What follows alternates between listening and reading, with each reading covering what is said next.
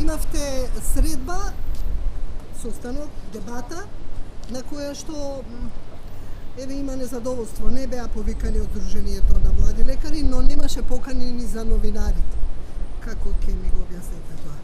Дали ова беше затворен состанок? Состанокот го организираше лекарската комора, така да во однос на поканите и кого се повикале требате да се обратите таму.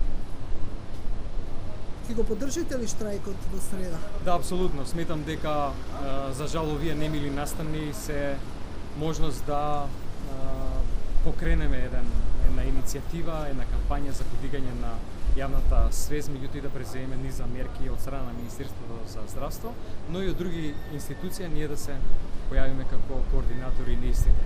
Станува збор за мерки кои што пред се го враќаат дигнитетот на здравствените работници во смисла на подобрување на нивниот статус, понатаму условите во кои што работат, но и конкретни мерки кои што се однесуваат на казнивоста, односно законските одредби. Законот за лекарска дејност веќе помина на електронскиот систем, треба да го ставиме во процедура и конкретни мерки во однос на обезбедување на систем за физичко обезбедување јавноздравствените установи. Веќе се донесе конкретна мерка заедно со Министерството за внатрешни работи за патрола во старата градска болница, кај што впрочем се многу често случуваат вакви несакани случаи со оглед на тоа што е многу фреквентно, посебно помодните часови заради големиот број сообраќајки, алкохолизирани пациенти и така натаму. Дури и сега во законот има јасни одредби.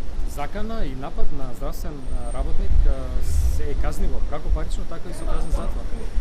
Она инцидент што се случи во Тетовската болница, предизвикувачите добија притвор.